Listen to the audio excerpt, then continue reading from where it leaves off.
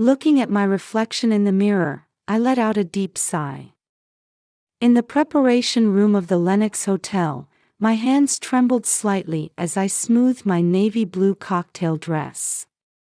The gentle May sunlight streaming through the window enveloped the entire room in a soft glow. "Mom, this bow tie feels a bit tight." I turned around to see my son Lucas tugging at his collar as he sat on the edge of the bed. Looking remarkably dignified for a 6-year-old in his rented tuxedo. Though usually energetic, he seemed a bit nervous on this special day. Still, his endearing mannerisms remained unchanged. "Here, let me fix that for you." I knelt down and gently adjusted his bow tie. His large brown eyes looked up at me anxiously. I'd been watching over him all morning, worried about his shy nature. Every time his small hand clutched at the hem of my dress, my heart tightened. Usually, he would be absorbed in picture books I brought home from the publishing house or playing energetically in the park. My son's smile was my greatest comfort. Though my job as an editor at a small publishing house isn't easy, the time spent with my son after returning home always washes away my fatigue. "Are Grandma and Grandpa coming today?" At that question, my hands froze for a moment. Robert and Patricia Wilson, my parents. Publicly known as philanthropists, they run the Wilson's Golden Years Foundation as prominent figures in the community. Though they host numerous charity events under the banner of senior citizen support, they haven't once come to see their grandson since the day he was born 7 years ago. No Christmas cards, no birthday presents, nothing at all. For the first few years, we sent them our annual family photos. But there was never any response, and eventually, we stopped that tradition too. The relationship with my parents had grown cold ever since I decided to marry Michael 10 years ago. My husband's salary as a project manager at an IT company isn't low by any means. In fact, our combined income allows us to live quite comfortably. But in my parents' eyes, we were from different social classes. My mother, in particular, had hoped for a marriage connection with a wealthier family. "Jennifer, you've disappointed our expectations." Those words my mother spoke still ring in my ears. From that day on, I became my parents' fake daughter. For parents who valued their social standing above all else, my choice was unforgivable. In contrast, there's my sister Rachel. Working as a nurse while obediently following our parents' wishes, she's cherished as the ideal daughter. She found a marriage partner who met our parents' expectations and became today's bride. I was even surprised to be invited. "It's all right, Lucas. Let's keep our distance from your grandparents, okay?" I whispered softly while gently stroking my son's head. Beside me, my husband Michael, adjusting his tie, cast a worried glance my way. With his mild-mannered personality, he had tried several times to reconcile with my parents. But each time he was coldly rebuffed, and now he can't hide his resignation. "I hope everything goes well, just for today." In the car heading to the venue, I found myself captivated by my son's smile reflected in the rearview mirror. Lucas, with his bright and sincere personality, is my irreplaceable treasure. Even if my parents don't acknowledge us, I silently vowed to protect this small family's happiness no matter what. Outside the car window, the streets of Boston passed by quietly. Born and raised in this city, I had started my own family here too. Memories with my parents certainly remained scattered throughout this city, but now wasn't the time to dwell on them. Upon arriving at the venue, a large number of guests had already gathered. Under the luxurious crystal chandelier, white damask tablecloths spread elegantly. White roses and calla lilies added refinement to the entire venue. And at the entrance to the venue, our eyes met with my parents. My mother in her Chanel suit and my father in his Armani, their flashy jewelry made their demeanor appear even more pretentious. Wrapped in luxury brands, they were the very picture of success. A cold gaze. A moment of silence. My parents merely glanced at us before quickly looking away. At that gesture, I felt Lucas's hand tremble slightly in mine. "This way, please." The seats we were shown to by the venue staff were quite far from the main table. Holding Lucas's small hand tightly, we quietly took our seats. I felt anxiety slowly constricting my heart about how this wedding would unfold. I felt a slight relief at the place cards set on the table. At least we were far from my parents. At this distance, I could protect my son. Just as I thought this, I felt the atmosphere in the venue freeze for a moment. My sister Rachel had appeared in her pure white wedding dress. Rachel shone as beautifully as a movie heroine. The ceremony was conducted solemnly, and then the reception began.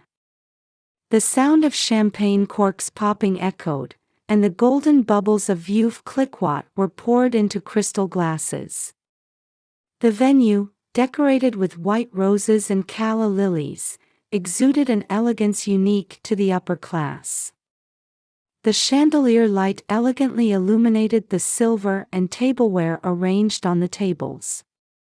In this fairy tale-like splendor, I held my son's hand tightly. "Mom, that white cake is really huge, isn't it?" Lucas whispered to me. Despite his tense expression, childlike curiosity peeked through. The wedding cake was 6 tiers high, decorated with delicate sugar craft. Its pure white form caught the eye clearly even from our seats at the edge. Today's menu features filet mignon and lobster thermidor. As the serving staff's voice quietly echoed, I lowered my eyes to my plate. Despite the aroma of luxurious food wafting through the air, my stomach was too tight with anxiety to swallow even a single bite. And now, a word from the bride's parents. At the MC's announcement, the venue fell silent. As I watched my parents stand up, I instinctively straightened my back. Mother was dressed in a top-of-the-line Chanel suit with a large diamond necklace at her throat. Her profile was as perfect as a mannequin displayed in a luxury boutique window. Father too was dressed in Armani's latest suit. Every movement seemed to proclaim their success. "Thank you all for gathering here today despite your busy schedules." Father's voice resonated through the venue via the microphone. His expression showed his usual dignified face as a philanthropist. The perfect smile of the representative of the Wilson's Golden Years Foundation. The guests in attendance directed respectful gazes toward him. "And today, we have prepared a special surprise for everyone." Mother's voice followed. At that moment, my heart leaped. I sensed something ominous behind my parents' smiles. It was the same cruel light I had seen when they condemned my marriage 10 years ago. "Lucas Thompson, would you come forward please?" At the sudden call, my son looked up at me anxiously. The venue spotlight illuminated our table. The surrounding guests turned curious eyes toward us. "It's okay." Even as I said this, my voice was trembling. Michael reached out worriedly, but Lucas had already stood up. The bow tie I had fixed this morning in the preparation room was now slightly crooked. "Come here, please." A staff member approached with a small silver tray. It was clearly child-sized. Realizing it had been prepared in advance, anger welled up in my chest. Not knowing what was about to happen, Lucas timidly stepped forward.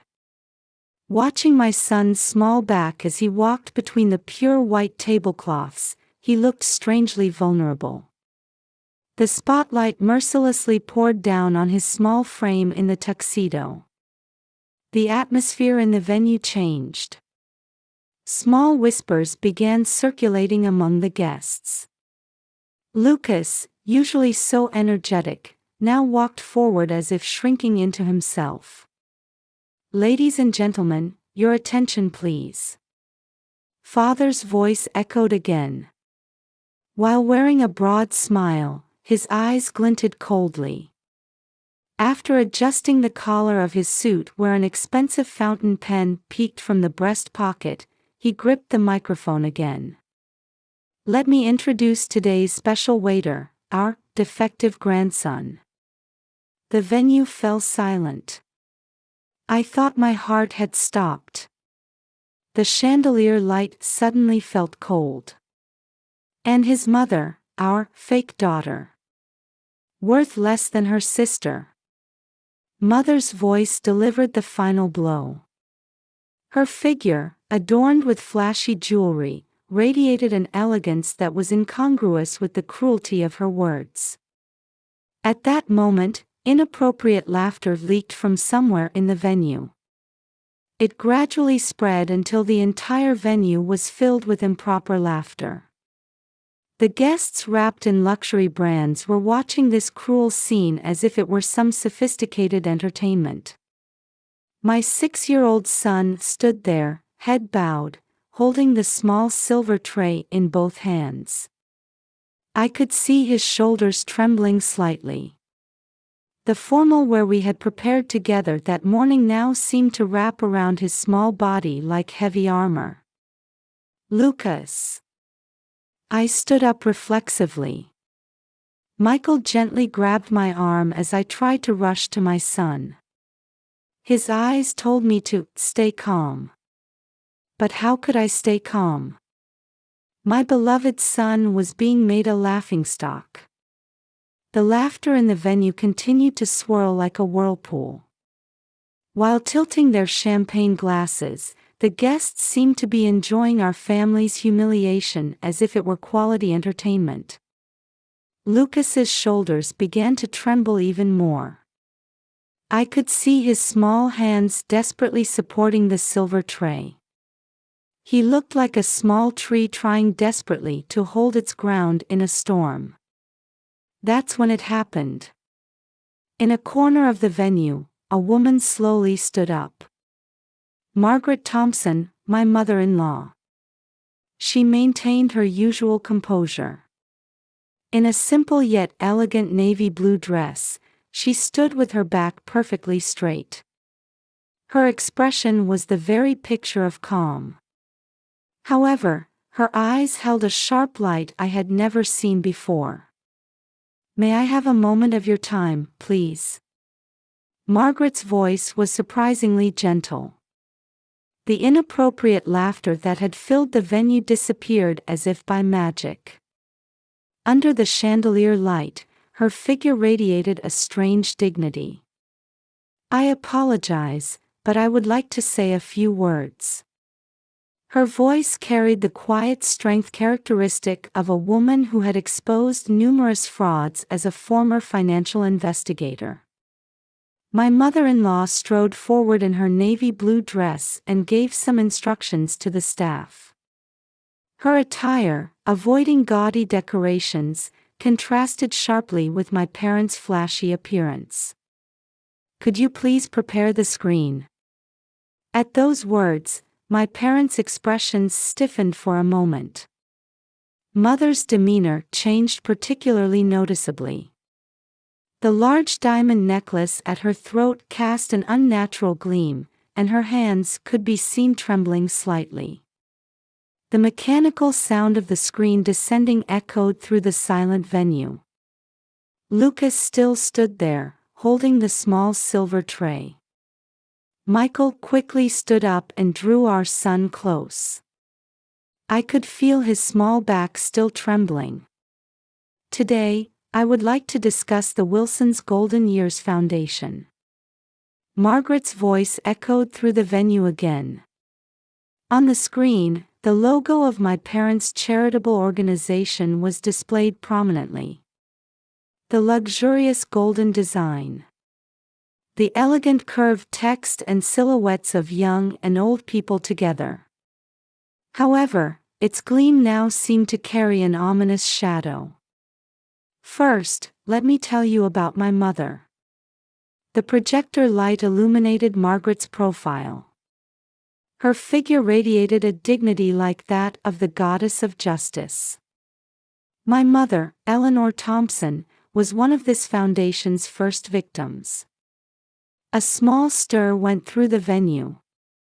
The screen displayed a photo of a smiling elderly woman. Michael's grandmother, my grandmother-in-law. The photo showing her warm smile was probably taken before she fell victim. 5 years ago, my mother donated her entire fortune to this organization. Her life savings of about $800,000. And immediately after that, she was placed in a facility where family visits were restricted. Margaret continued in a matter-of-fact tone. However, the anger hidden in the depths of her voice gradually became palpable. In her hands, she held a thick file. Initially, we tried to respect my mother's wishes. However, we noticed something was wrong with her. And then we learned about others who had suffered similar harm. The screen displayed financial documents one after another. Charts showing complex money flows. Unusual transfers of funds. Everything had been analyzed from a professional perspective. Red arrows clearly indicated problematic transactions. Over these 5 years, I've conducted a thorough investigation using my experience as a former financial investigator. And one shocking fact after another came to light. The evidence was overwhelming. It showed how funds collected under the pretext of donations flowed through multiple accounts and ultimately into my parents' personal accounts. Records of luxury car purchases, overseas trips, extravagant shopping, everything had been funded from the donations. This is video testimony from one of the victims. The screen showed an elderly person. A man who had once been a successful businessman spoke in a trembling voice about his experience. How he was made to donate his entire fortune and then essentially imprisoned in a facility. The venue listened in breathless silence to his testimony. And these are the bank transaction records. Margaret presented one piece of decisive evidence after another. Transaction histories, signed documents, records showing treatment at the facilities. Everything had been meticulously recorded and organized. My parents' expressions changed visibly. Large drops of sweat appeared on my father's forehead, and my mother's fingertips trembled uncontrollably. Their figures wrapped in luxury brands now looked pitifully small. The Chanel suit and Armani attire were no longer dignified clothing, but mere ostentation. The total estimated damages exceed $5 million. The number of confirmed victims is at least 15. Most of them lost all their retirement funds. Margaret's calm voice froze the venue. The faces of the guests who had been laughing at my parents' cruel joke earlier had now turned pale. And many of the victims are captured in photographs like these. The screen displayed photos of smiling elderly people one after another. Some showed them with my parents. These photos, taken ostensibly as records of charitable activities, now served as undeniable evidence against my parents. The police have already been notified. Almost simultaneously with those words, uniformed police officers appeared at the venue entrance. My parents stood frozen in place.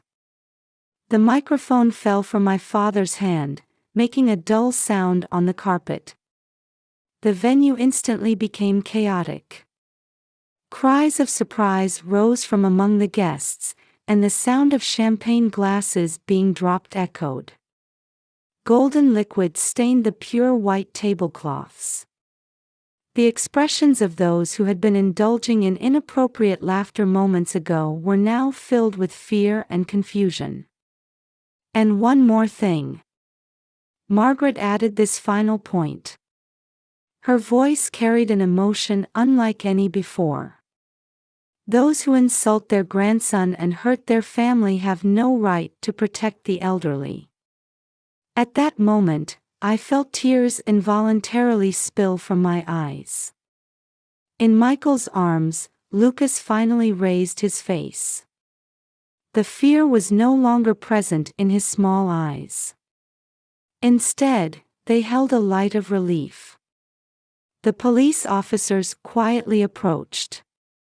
A heavy tension filled the wedding venue's elegant space. "Mr. Robert Wilson, Mrs. Patricia Wilson, would you cooperate with our voluntary questioning?" The police officer's voice was extremely polite. However, there was intensity in his gaze.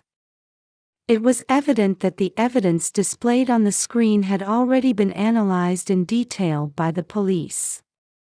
This must be some mistake. Father's voice trembled. Cold sweat could be seen seeping through his Armani suit. We were conducting legitimate charitable activities. Mother's words were cut off by Margaret's calm voice. Just the Eleanor Thompson case alone constitutes charges of fraud and unlawful confinement. The same applies to the other victims.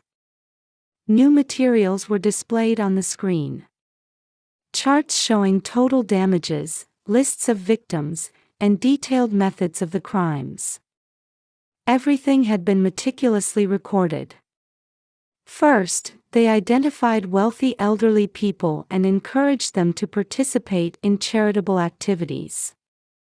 The detective began explaining. His voice echoed throughout the venue. Next, they played on fears about retirement and encouraged full donation to the foundation. After the donation, victims were placed in facilities and their contact with the outside world was restricted. A diagram of the criminal process was displayed largely on the screen. It looked like a perfectly calculated business plan. "Why did you do such things?" Rachel's trembling voice could be heard. My sister's face, wrapped in her pure white wedding dress, had turned pale. She too had just learned the true nature of our parents. "Appearances," Father suddenly muttered. His voice no longer held any dignity or arrogance. "Social status, fame, the envy of others. Everything was for the sake of appearances." The confession began. The darkness in my parents' hearts gradually came to light. We wanted to maintain the image of a perfect family. We wanted to be seen as more successful than anyone else. For that, Mother's makeup began to streak with tears. The diamond necklace at her Chanel suit collar gleamed emptily. "For the sake of our pretend lifestyle, how many people have we hurt?" At Father's words, the entire venue fell silent. Small sighs escaped from among the guests wrapped in luxury brands. Many of them were people who had envied my parents' luxurious lifestyle. Jennifer, Michael, and Lucas. Mother turned toward our family. For the first time, genuine regret appeared in her eyes. I'm truly sorry for hurting and insulting you. At those words, Lucas trembled slightly. In Michael's arms, our son remained silent, head bowed. Rachel staggered toward me. I didn't know anything. But that's no excuse. Large tears spilled from my sister's eyes. I went along with our parents and participated in hurting your family. I'm so very sorry. At that moment, I felt something melting in my heart. 10 years' worth of hatred and anger gradually softened in the face of my sister's sincere apology. Auntie. Suddenly, Lucas called out in a small voice. Rachel looked at her nephew with tear-filled eyes. I'm sorry I ruined your wedding. At those innocent words, Rachel let out a sob. No, Lucas. I'm the one who should be sorry. My sister knelt down to meet her nephew's eyes. Her pure white dress spread wide on the floor. From now on, I hope we can be a real family. At those words, Lucas gave a small nod. For the first time, a small smile appeared on his lips. However, this warm moment was brief. The police officers quietly approached my parents. Mr. Robert Wilson, Mrs. Patricia Wilson, you are under arrest on suspicion of fraud and unlawful confinement. The sound of handcuffs echoed coldly under the chandelier light. The guests watched in tense silence as my parents were arrested in the luxurious wedding venue. But in my heart, a strange sense of relief spread. It was over. My parents' false life, their treatment of our family, everything was over. Margaret quietly walked to our side. I'm sorry this turned into such a dramatic wedding. But this was our last chance to reveal the truth. I gave a small nod at her words. 3 months later, one morning, I was spreading out the Boston Herald at the breakfast table. The front page prominently reported the results of my parents' trial from the previous day. The photo showed my parents, once radiant as philanthropists, now as defendants. Without their luxury brand attire, the two looked very small in their prison uniforms. Wilson couple sentenced to prison for elder fraud. Deception behind the perfect family, full details of organized crime disguised as charity. The article detailed the case meticulously. Their obsession with maintaining upper-class appearances, their fixation on the illusion of a perfect family, and their establishment of social status through charitable work. The truth hidden beneath the glamorous exterior was revealed in full. The sentence was 15 years in prison. Additionally, a restitution order of $5 million was issued. Their social credibility completely collapsed, and everything my parents had built over the years crumbled like a castle made of sand. According to the article, compensation for the victims would come from selling all of my parents' assets. The Chanel suits, Armani clothing, flashy jewelry, everything would be liquidated to repay the victims. Mom, Rachel's coming today, right? Facing his breakfast pancakes, Lucas asked in a bright voice. His previous shyness had faded, and he had fully regained his lovable nature as a nephew. That day at the wedding venue when he stood trembling with the small silver tray seemed like a distant memory.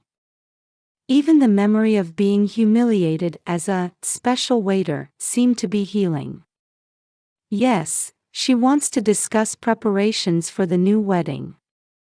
My sister and her fiancé, with his deep understanding, were planning a smaller wedding. After that day's ceremony was interrupted by the police intervention, Rachel had serious discussions with her fiancé. This time, instead of superficial grandeur, it would be a warm ceremony celebrating genuine family bonds. I heard they had chosen a cozy church rather than a luxury hotel for the venue. During the investigation, my parents' twisted psychology became clear. Their absolute desire to control family, particularly directed at me. Their vindictiveness toward a daughter who wouldn't follow their wishes, and their differentiation between the ideal daughter and the failed daughter. It was revealed that the incident at the wedding had been meticulously planned as a final punishment for me. According to the trial records, Mother testified during questioning, "We wanted to maintain the image of a perfect family. But Jennifer betrayed our expectations. So we thought we'd use her precious son for one final lesson." When I read that confession, I felt something quietly release within me.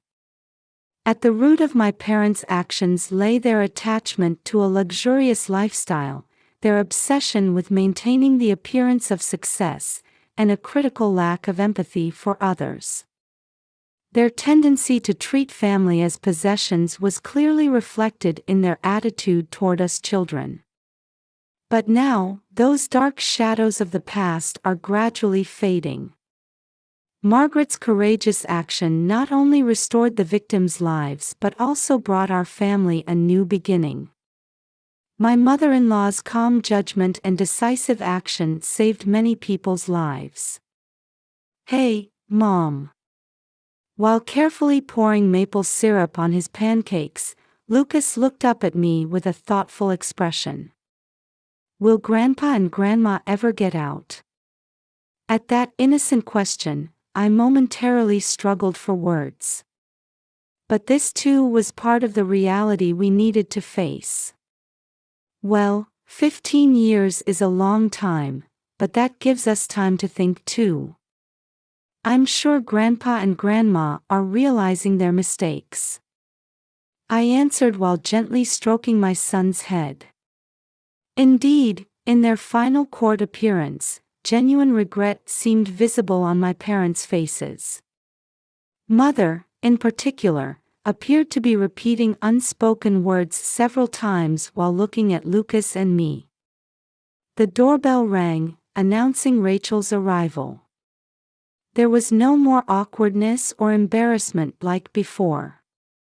My sister now stood before us as her true self. She too had been liberated from our parents' control and had regained her authenticity.